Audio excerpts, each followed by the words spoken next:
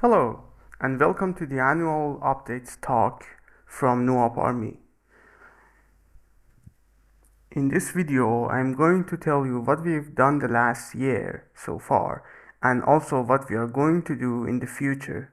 But keep in mind that these are all aspirational and some of the stuff in the slides might change or not materialize. So do not count on them for your commercial projects unless they are released.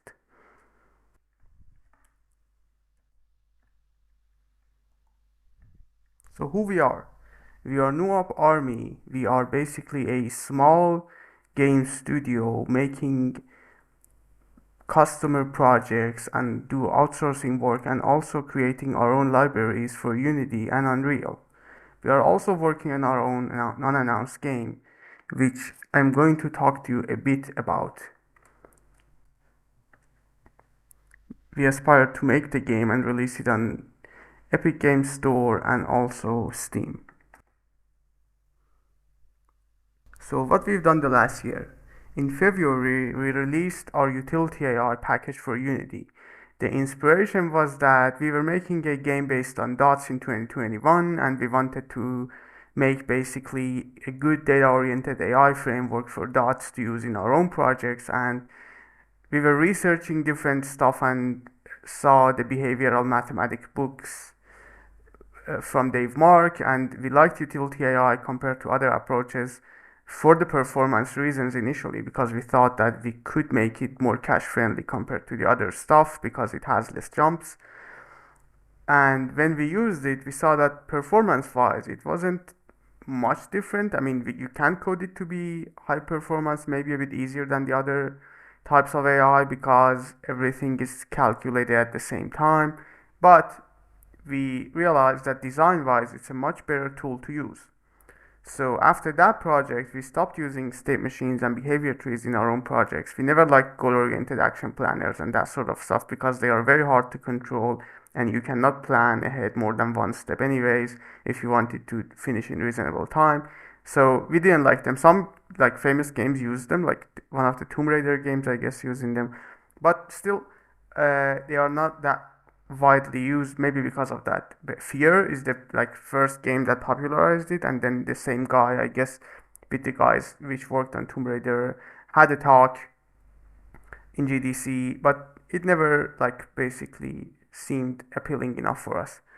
Then we talked to a friend of ours which was using Unreal. Back then we were still very new to Unreal. We made the utility AI plugin for Unreal with him and then updated a lot. We released that in July.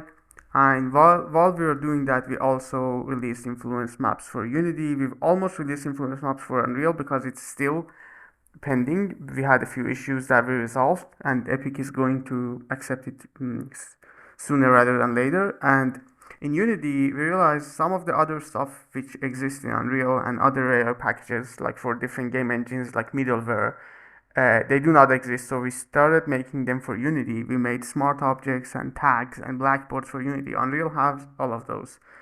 But we were also working on customer projects using these in them, accepted actually a few customer projects and improved the tools using them. We created utility AI for servers for customer and a memories package and emotions package for Unity, which we did that for regrowth games. And we are working still with a few customers on different projects.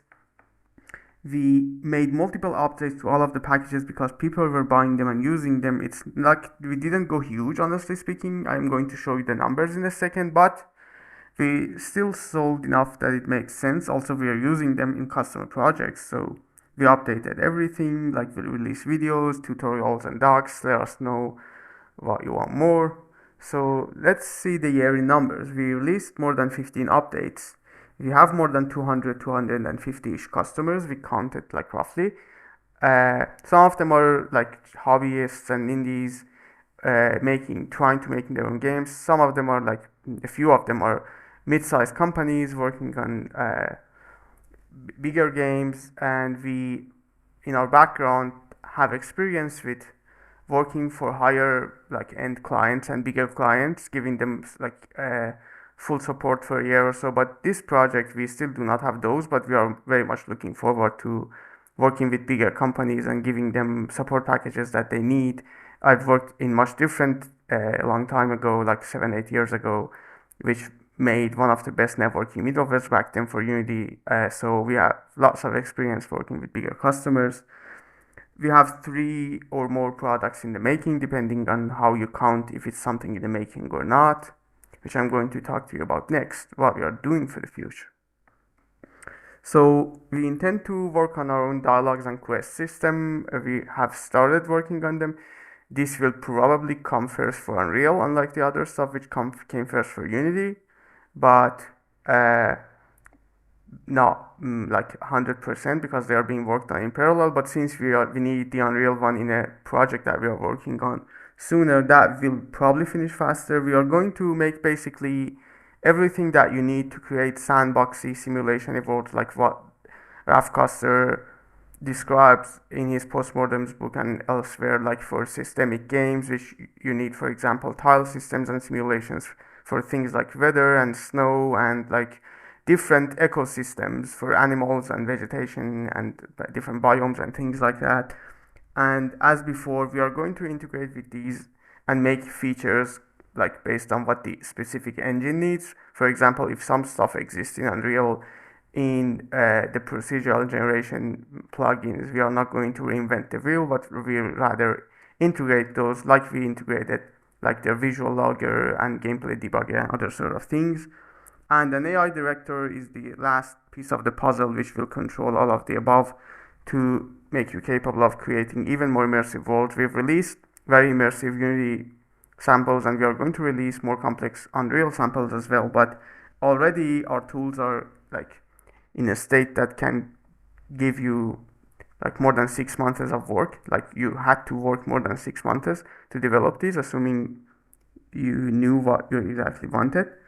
We are using tools in customer projects and extending it for them, sometimes as custom deals, but we'll always release the code in the packages, almost always. Sometimes like people request stuff to be done exactly for their game and it's too specific and for their own stuff, so we cannot release those. But usually we try to, like, if you have something in priority and want it done and it's not in our roadmap, if we do it, we'll do it with a like with an eye on how to release it for others as well. These are the places that you can come talk to us and see what we are up to, like see our videos and announcements. We also are active on LinkedIn. I haven't put a link here, but if you search NoOpArmy on LinkedIn, you can see us there. You can go to our own website. You can watch our YouTube stuff and come to our Discord. We usually provide relatively quick support. Uh, we cannot do every request that you guys have, but we will try to be reasonable and do as much as we can. And that's it. Let me show you a demo of a new sample that we are doing for Unity and with a few new influence map functions. The blue thing is the attractor, which the yellow guys are trying to gather around, and the red ones are the enemies, which want to attack the yellow guys and the blue thing. And it's still work in progress, but it's getting there. We are going to release this in the next version of Unity, Vice Fila and Ultimate, and also Influence Map packages. I'm tweaking the parameters so these work correctly, but it's not exactly there yet, so it's a work in progress. The same thing in Unreal, however.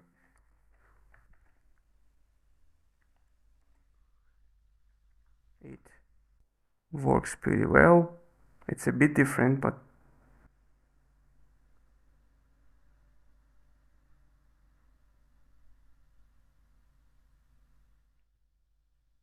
so I'm going to show you the Unreal one in a second. Okay.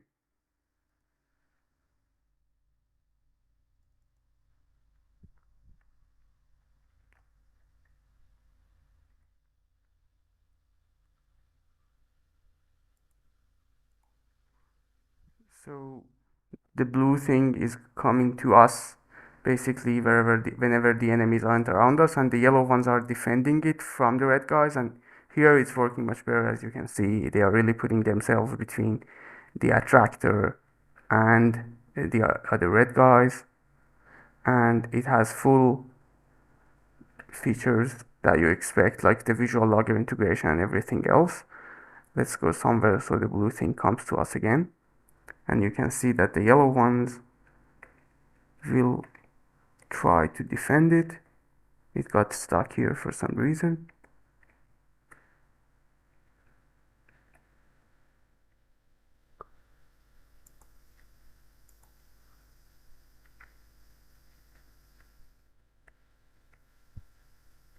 So yeah, as you can see, it comes to us and the yellow ones are always trying to defend it from the red ones.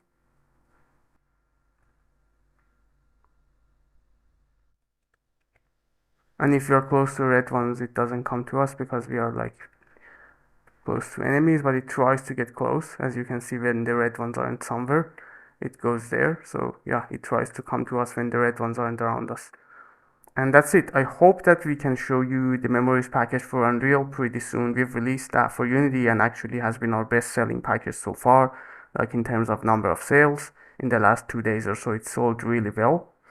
And we are going to basically show you more integrations with other packages which make sense. Like we are going to release a few videos about how to use Gaia with our packages in Unity to make the world like a beautiful terrain, and then like make the AI content like NPCs and everything else with our stuff. And that's it. I hope that you enjoy the packages and they solve your needs and you can release good games and sell them on the marketplaces. And it seems to be that good games still sell well if you market them good enough. So that's hopeful, and I hope that whatever you want to achieve, you can try hard toward it. And failures will always come, but I hope that at the end of the day, you get somewhere uh, that you're happy about it. Sometimes, like we started working on a game that didn't materialize, we couldn't go out of pre-production, didn't become fun, and dots didn't move so fast back then at 0.17 version that we were using it. But we like could basically find some gems inside and then release them here, and then it's basically something a part of what we are doing as a company, while we didn't expect it in the beginning. So that will happen to you guys, I hope, as well. If something you are doing doesn't work, still something will somehow work. And it's almost always the case when you see how entrepreneurs do their projects and what happens to them. This is not uncommon that you are working on something and you want to go somewhere, but you end up somewhere good, but not exactly where you started it. And the game that we are working on for ourselves, by the way, it's a farming game in the vein of Harvest Moon, and not like the farming games which hate farming, like add stuff to it which doesn't belong in a farming game and they reduce the farming aspect of it. We are going to do a game which is more faithful to what people liked about a game like Harvest Moon back then.